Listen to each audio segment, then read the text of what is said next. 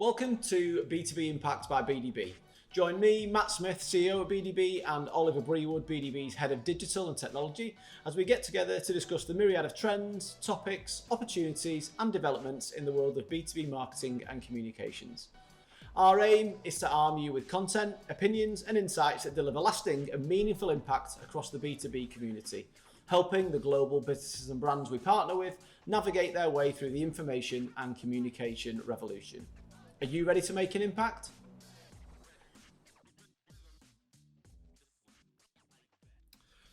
Hi everybody, and welcome back to the B2B Impact. And on this week's episode, we're going to focus on something slightly different, and we're going to talk around the art of forecasting. Because in my viewpoint, it certainly is a dark art. We thought it might be interesting to bring it to life for clients and prospects and any students out there of how you go about forecasting, particularly in our sector, obviously, in a marketing agency, but obviously taking the topic a bit further out into maybe other sectors, other businesses, other experiences that we've had, alongside potentially recommending some social media content that we found recently, which was highly amusing around the topic. So I've got a bit of a unique background, having come from corporate finance, M&A and accountancy. So we did a lot of the forecasting for clients back in the day. Yeah. Which obviously leads you to have a bit more of a granular approach to things. But what's your take on it? You've worked at several different businesses, Oli, obviously been part of it here at BDB. Yeah. So my background is obviously quite different to yours, so coming at things from a marketing background. And I'm sure we've talked about this before when we hit on the topic of sales and marketing alignment. I think in general marketing isn't really used to having too many like strict targets placed against it. Yep. Although I think you'll often end up with corporate saying, hey, can you give us some forecasts? Can you tell us what we're going to get? But I'm a very like granular numbers guy as well. Yep. So when it comes to trying to work out what a campaign is going to deliver or what you're going to be able to deliver from all your marketing within the year, I'm pretty good at breaking that down, thinking it through logically. If we're talking about website, it's all that thing from visitors to conversion rates to that's your outcome. You're not happy with it. Well, what are we going to do? Are we going to increase the visitors or are we going to increase the conversion rate? And I suppose it's the same sort of thing applied to a much like higher level or the whole business level that goes into forecasting. Yeah, no, absolutely. I think it's interesting that you bring that mindset to the business as well, because I think it's not that common having that kind of granular detail mindset for sure.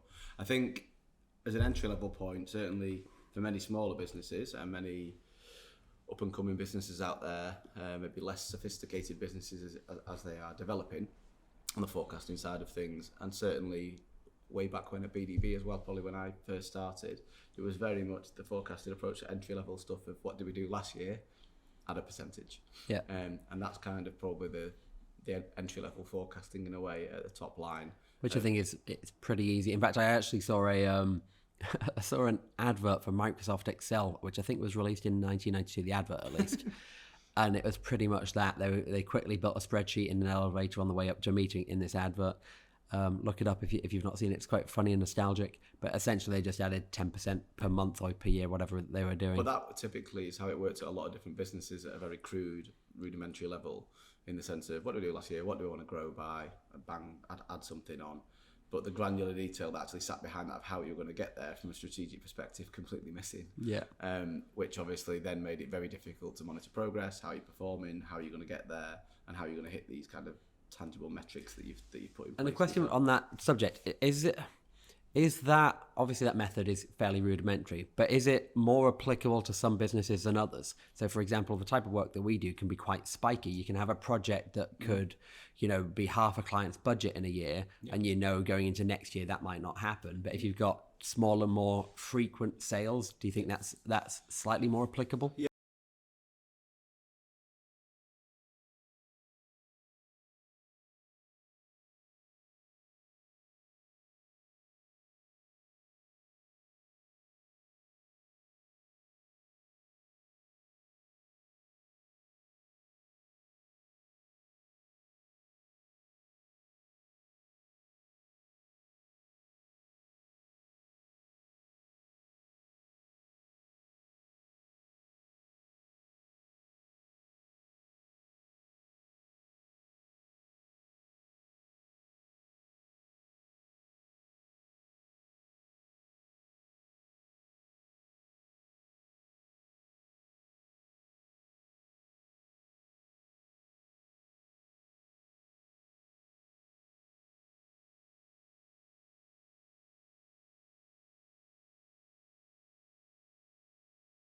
So there's kind of blessings and curses depending on which sector you're within.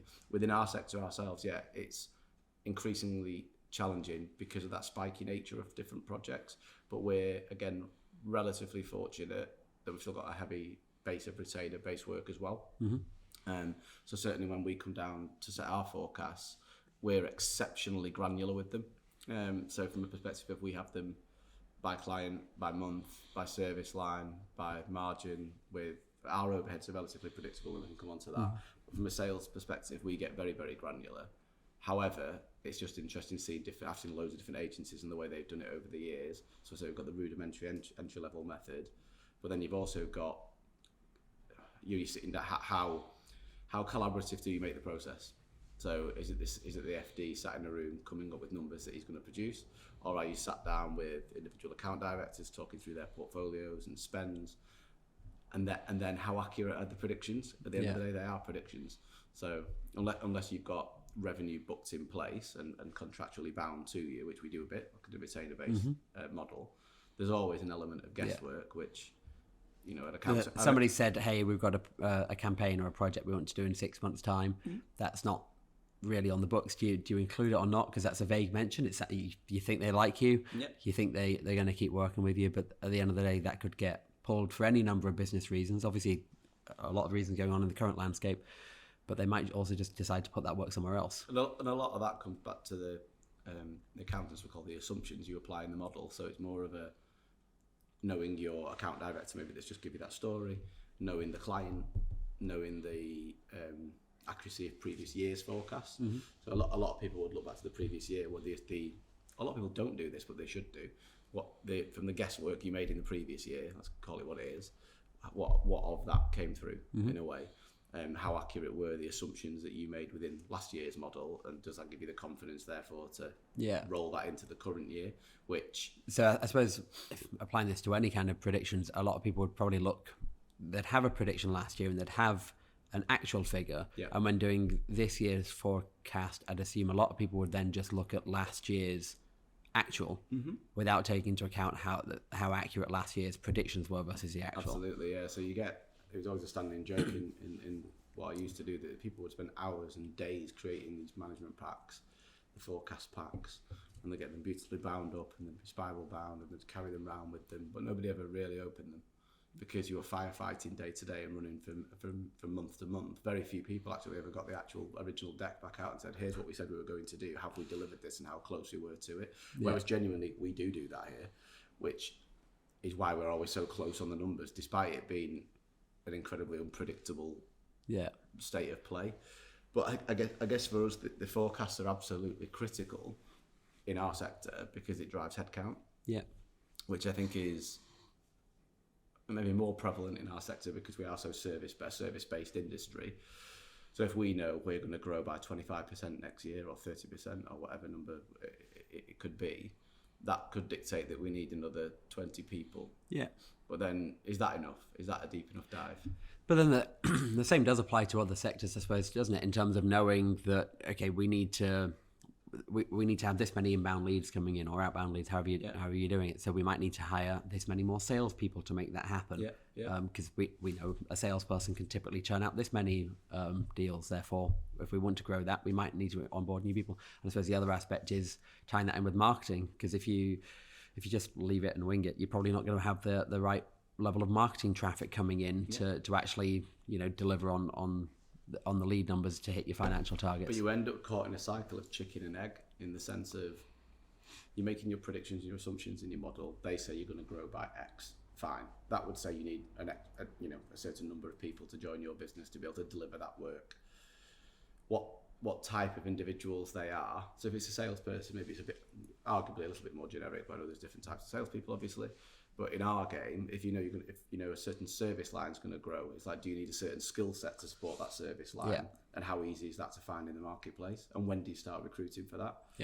And then you end up with, I could sit here all day with you and go, right, in Q4, we're going to need to hire a digital manager. But it's tough because you don't really know for certain. Do you know it's a digital manager in Q4? Do we put a brief out with Lucy and the recruitment team to go and find us a digital manager in Q4? Because you're sometimes looking at it and you might be about to win a project or pitching for a project and you're just like, this is quite a big one. Yep. If we win this, we could probably do with another person or two to help deliver some aspects of it. And I think that's the challenging thing about forecasting an agency or any kind of service-based business is chicken and egg. So the old school way of doing it was win it and worry about it, which was a phrase that was thrown at me all the way coming up through various firms, which at the time I got, and I understood, and I still understand what they mean, but you can't do that. You can't win it and worry about it, particularly if you're continuing to grow. If it's continual, the growth, and you've got new clients coming on board, organic growth within your client base as well. Because it ends up you just can't being all, it's not ebb and flow anymore, it's just ebb. No, it's exactly that. It's exactly that. So for us, we've gone the other way now in terms of probably worried about it more before we win it, because you're carrying some overhead, you're carrying some additional costs, waiting for the kind of got this always on recruitment mode in a way of pulling talent in when we find the right people, even if we're not quite sure where they fit yet, because we've got the confidence that we will continue to grow and secure new business. Yeah. But I think on the forecasting side, I would encourage anybody that's ever doing it to be as granular as you can and break it down into as much detail as you possibly see fit at that moment. So the way we do it in the revenue side of things that may be interesting for people is we break it down into what I term known revenue. So as in booked, what we've secured that isn't going anywhere, can't leave us, isn't disappearing. We're also relatively fortunate at B2B that we've got sticky clients. So in the sense of we work with people for a long time, so it's quite unlikely we'll get a client. Unlikely we get clients leaving us, I would say, unless it's a proactive choice of ours or their situation changes. So you can that block of revenue, fine, banked. You know what margins you make on it because you know you've been working with them for a while. You know your price list. You know what costs you've got against it. Off the back of that, and this is where it gets interesting and more comical, I guess, with the sketches that we've seen online this week of. You then apply an element of stretch to that because obviously you want any targets you're setting for the team to be ambitious but achievable. You don't want it to be a rollover of hitting them, otherwise you're never going to grow. So you need people to be pushing a bit further and being encouraged to organically grow their client Which also base. benefits clients, listening to the challenges they're having and seeing how else they can be, serviced. Yeah, and proactively bringing solutions to clients is something that I'm really, I know you are as well, really passionate about of let's not just deliver what we've got, let's show them what's possible and show them what they could do and show them. Because otherwise you're ending up in a position where you're a very transactional partner where somebody just says, we need another email to be built. And you say, okay, you want to be going beyond that and sort of saying, why? How can we help? What's this connected to? Is that all sorted? Do you need any more help around that? Absolutely. But then I think with the comedy sketches, as you say, when you see people, what's your stretch and what's your stretch and what's your best case, and there's some funny things out there to watch on this. That's where it gets a bit silly, I suppose, with the forecasting of you can't just look at a spreadsheet and go like, we really want to make 1 million, so let's just write 1 million. No, but a lot of businesses do that. So it's just blue sky above. So that if you've got £1 million of revenue, but you want to get to 1.5 that year, 500k stretch. We don't do that again here, and it's not the way you should approach it. So I would look at your previous year and look at what you said you were going to do, what your booked revenue was versus what growth you delivered organically across that client base. So if you said you were going to do £1,000 with a client and you sold them 1,200, great. 20% uplift on that spend, fantastic. That's great. So you grew it by 20%. Maybe you'd take a bit of a prudent view on that and apply a discounted stretch factor to that you think is achievable in that year.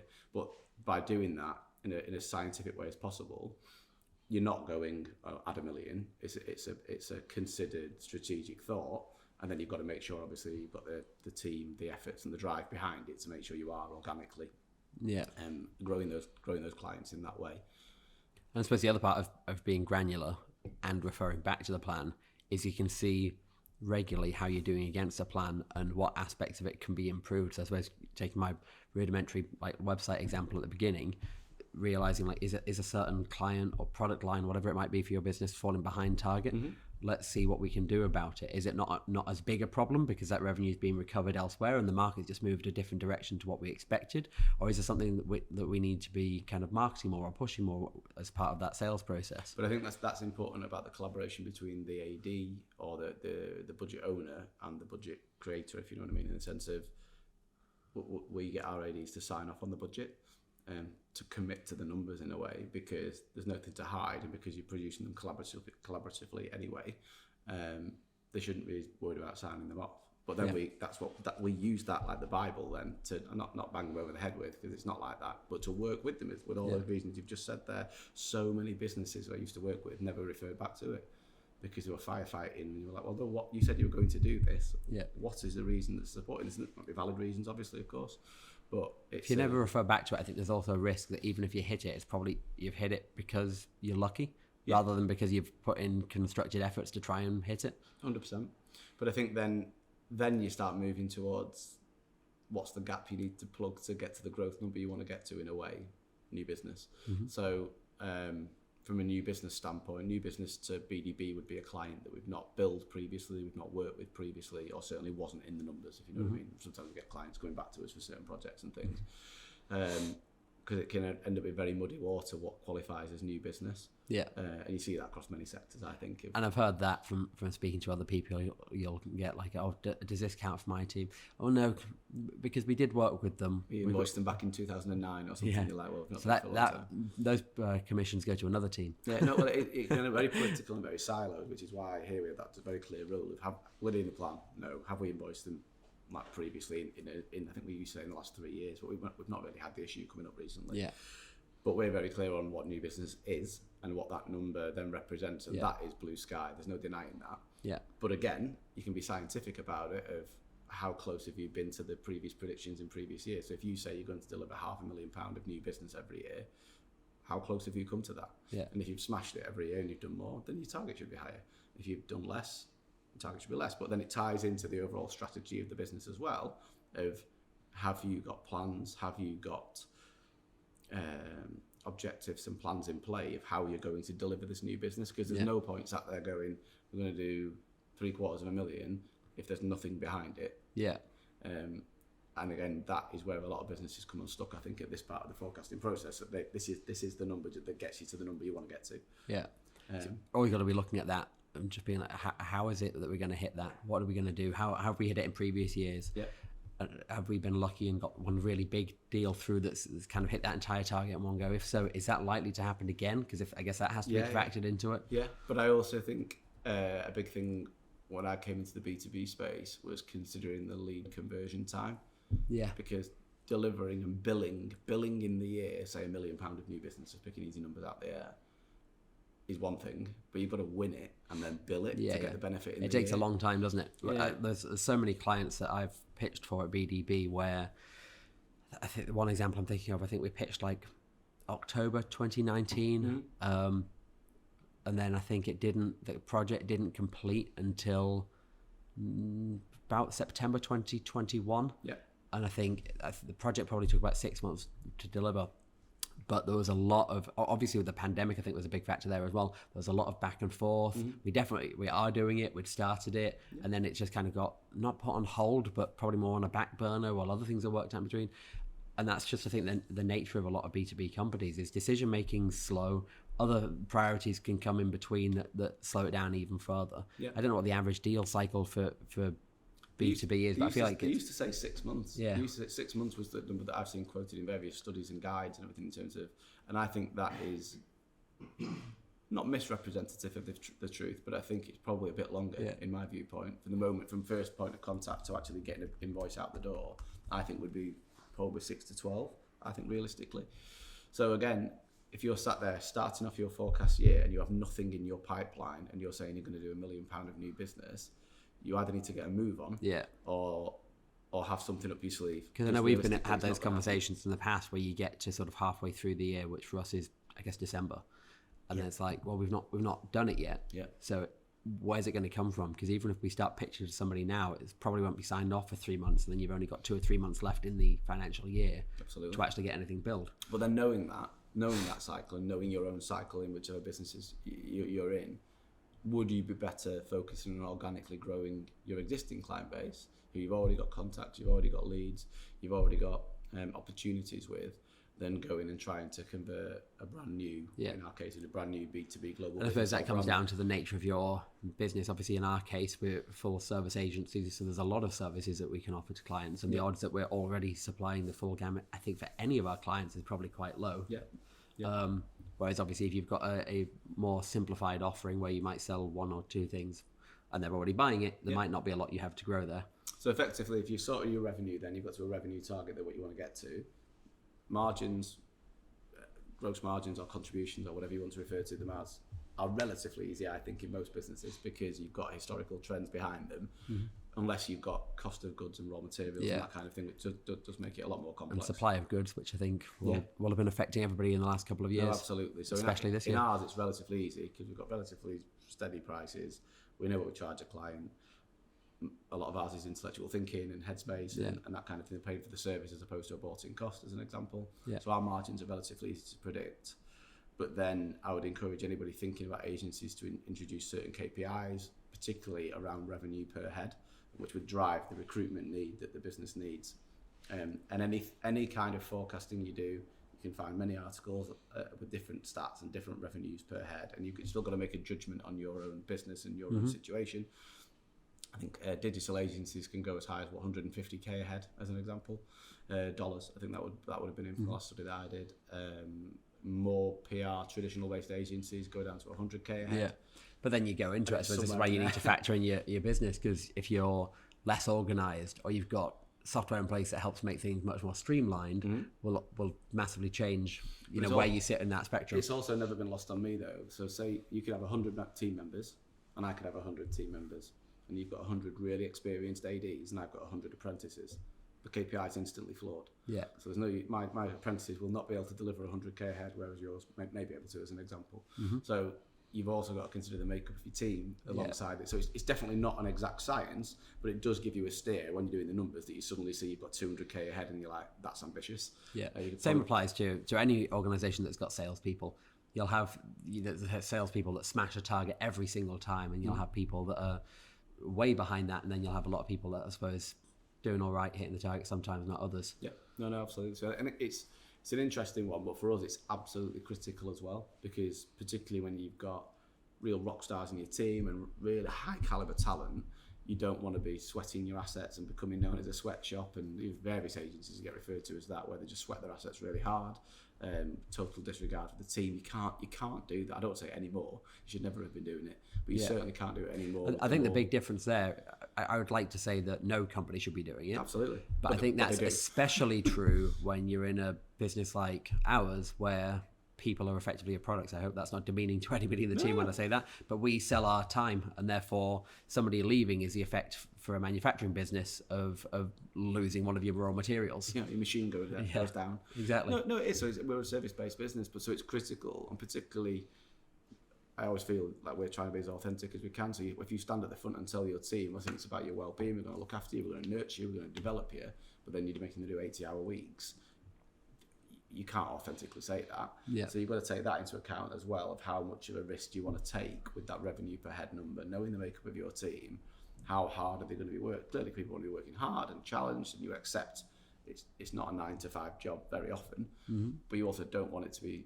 significantly more than that on a consistent basis. So when you're looking at your head count and your pot of spend you want to allocate to new hires or new team members across the year, just have that in the back of your head. If you think you're pushing that KPI, you're probably going to end up pushing your team as well. Yeah. Particularly if there's a lead time on getting people into roles. Yeah.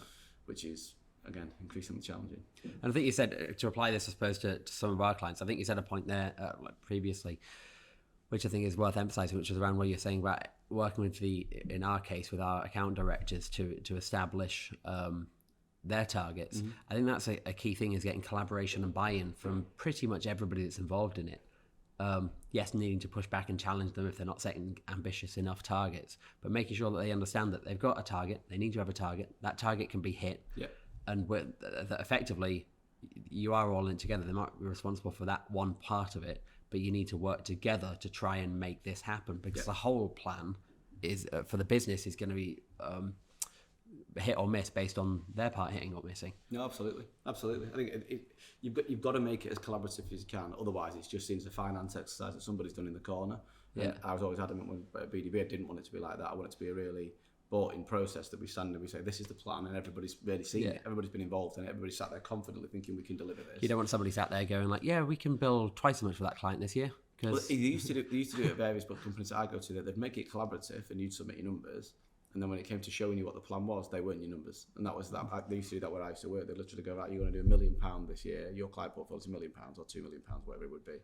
And you submit your numbers, you sign them off in the meeting. You're like, great, we're done. £2 million, we've all agreed. And you walk out the room, you come back and you had 4. And you're like, what? We said 2. You know, so you've got to make it genuinely collaborative. Your best bet. Stretch.